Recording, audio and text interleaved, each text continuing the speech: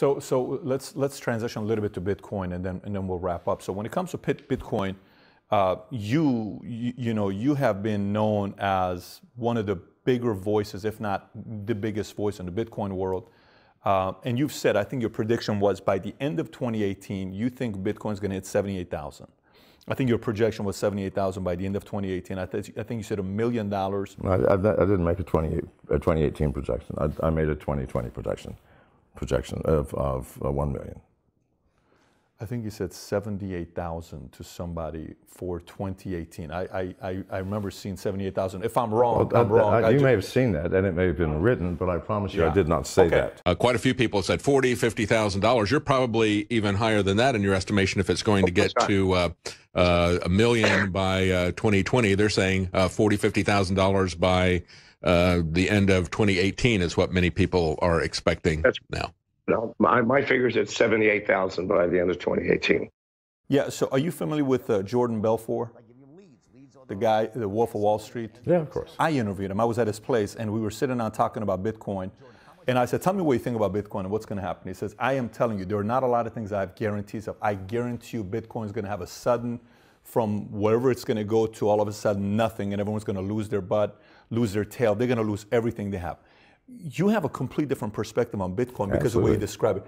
Tell me your point of view on Bitcoin. Why you think Bitcoin is going to go to $1 million by 2020? Well, there are a bunch of ways to do it. The most common way is to take the number of users of Bitcoin. Because as Bitcoin expands in its user base, both people who hold the coin and people who accept the coin for payment, it's skyrocketing. It's skyrocketing. So it's not going to disappear. It can't possibly go to zero. It can only grow as the user base grows. So it's impossible. Belfort, I don't know how smart he is, he's wrong. He does not understand digital currencies and how they work. Listen, it's Pandora's box. The box has been opened. The spirits are invading the room and they will not go back in. And you have to believe me, digital currencies will replace fiat currencies. Why? Good God, I have a wallet on my phone, which is an entire bank. Lending money, sending wires, I don't have to go to the bank. It takes me 10 seconds to do a wire, 10. I've got to go down to the bank, fill out a bunch of forms.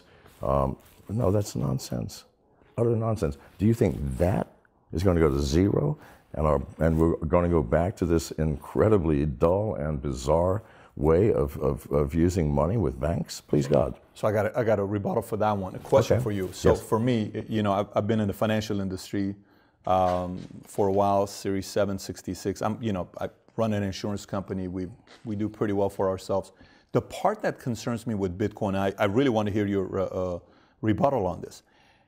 When Jamie Dimon is touching $7 trillion of money per day of transactions, that's not just money, that's a lot of political power with a lot of countries that are connected to that $7 trillion.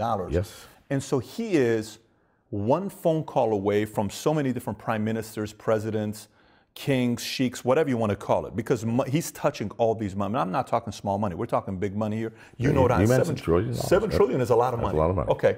So half of our gross domestic product. If it goes in the direction of these 21 million Bitcoins being used, and 4 million's lost, I think. I don't know the number that was lost. I think it's 4 million of them that was lost, some number like that.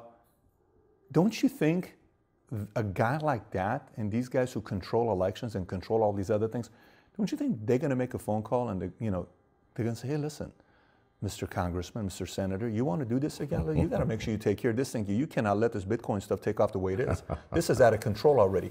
Don't you think they're going to make those calls to figure out a way to do what they've always done, which is, listen, small business owner wants to compete with a big business owner. How do you beat them? Very simple. Big business owner goes to somebody and helps them out financially in the political side and says, listen, make the barrier to enter more difficult. How do you do it? More regulations, more licensing, more laws, more rules, more this stuff. And so the new guy cannot come and compete with this guy. Right. He has, in a sense, a monopoly with two other companies, if you want to call it a monopoly.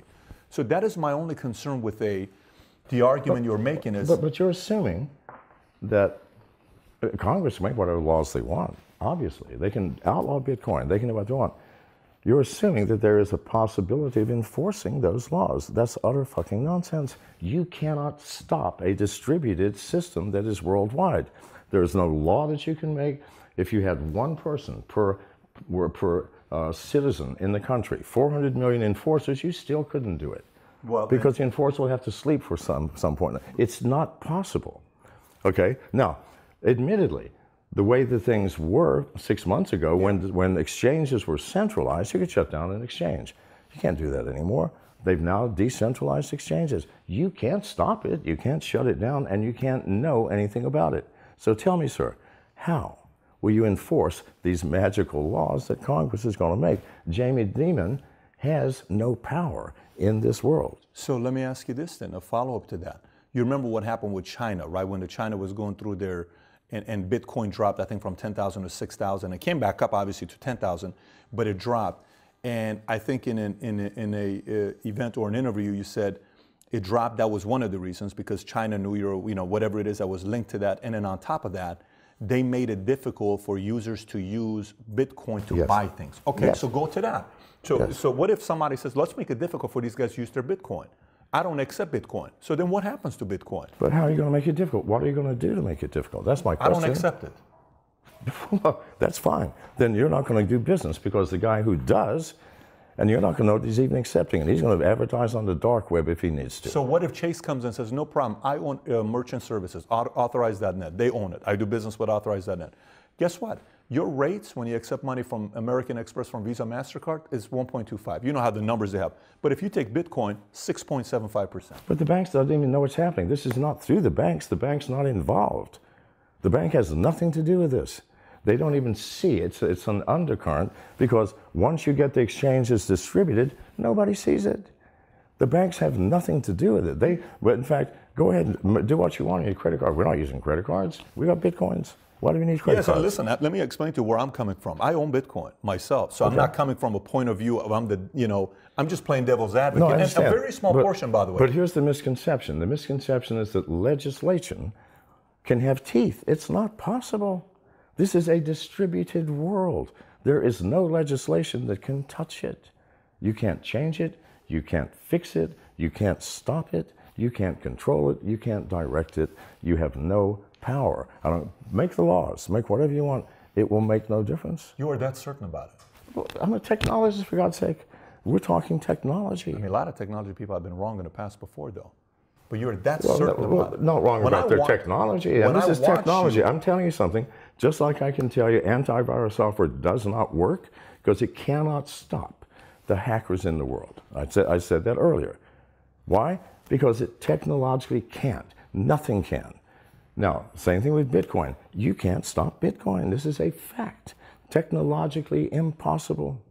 Cannot be done, sir. Is your number on the $1 million based on a math? And I know you're a math guy. I think you got a major in mathematics, right? I think you got a major in mathematics. And as somebody who's a math guy, and your brain is wired, everything is math, did you come up with $1 million based on a formula, or did you come up with $1 million of assumption of what you think is going to take place? I came at it two ways. I looked at the number of users, the user growth, and I chose $1 million because it has to be more than $1 million. I can guarantee it. I came at it that way. It came up with maybe between 3 and 7 million. I came at it the mining way, okay, which I believe is a lot more valid. The last Bitcoin to be mined. Okay, there's 10,000 miners. Thank you, Jimmy. The difficulty rate for that last Bitcoin is going to be almost infinite. It's going to cost $4 to $5 billion to mine that last coin, and miners are going to do it. The value of that coin has got to be more than the work put in to mine the fucker. So if it costs, let's say, even $1 billion, all right, so $1 billion, the last one. Why don't you work backwards from there and find out what the end of 2020 is going to be? So two ways come up with the same number. Between, that's 5 million is probably the thing. 1 million, it's way outside the lower range, so I'm very safe. It's fascinating watching your level of conviction that you have in the product. It's not a level of conviction. I look at reality as objectively, not with what I wish it would be, but what it actually is. And it is not just Bitcoin. I'm talking about the entire, because there are 2,000 other coins. Bitcoin is not it. You know, Bitcoin is less than a third of the total market cap for alternative currencies. So no, you cannot stop them. You cannot change them. You cannot control them. Accept them and try to fix your life to get in line with reality. Okay, so let me ask you this last question on the topic of Bitcoin. What would your if you were to be the devil's advocate of that same exact argument, what is the best argument that you've gotten that's made you question the Bitcoin side? Or have you had any? Has anybody said anything or made you look at? The only arguments I get are, what if governments don't like it and stop it? I'm going, please, you haven't thought that through, people. Hell, no one has ever shown me a way to stop it. They show me ways to create laws. Well, good Lord, make all the laws you want. We do that all the time. In the 1930s, we made it a law that you could not drink alcohol. We consumed more alcohol per capita during that period than in any period in American history. Today, what are we doing? It's illegal, federally and in most states, to smoke weed. You find me a random person that doesn't smoke weed, sir? Well, you don't perhaps, but maybe you do. Somebody in this room does. I can smell it on your clothes. Right? Sorry, Sir Jimmy. I had a good time with your guys earlier, by the way. Really, really cool team you got here. Well, thank you so much for taking the time. I mean, I've enjoyed your perspective on different views that you have. And it's interesting from the place that you come and what you've experienced. And if you haven't studied his past and what he's been a part of, you got a pretty interesting story. Is it true that they're thinking about making a movie about you with Johnny Depp playing your part? Is that taking place? The Hollywood Reporter reported it. Everybody reported it. So that's actually taking place with Johnny Depp playing you? Yeah. It was interesting. I was with Donnie Brasco. You remember Donnie Brasco? Joe Pistone. We were with him a couple months ago. And Johnny Depp also played him. And now Johnny Depp is playing you. Johnny Depp likes playing these strange roles. I know. Hunter Thompson and and you name it. Yes. But if you're going to have anybody play, you may as well be the guy that's the best at playing those parts. I wanted Morgan Freeman to do it. You're more of a Morgan Freeman guy? I wanted Morgan Freeman. That's what I wanted. You wanted Morgan Freeman to play you? Yeah. That would have been very... now, how was he going to play that? He's a good actor. He could play anything. So you look at his skin color? You know, how do you know I'm not black with some skin disease, right? Do you play poker or no? Are you a big poker player or no? I'm not a big poker player. But you do play poker. I'll be happy to play with you. I'm sure I would be very happy to donate my money to you based on how you're wired. I get a feeling I do. Thank you so much for your time. Really enjoyed it. Truly. Thank you.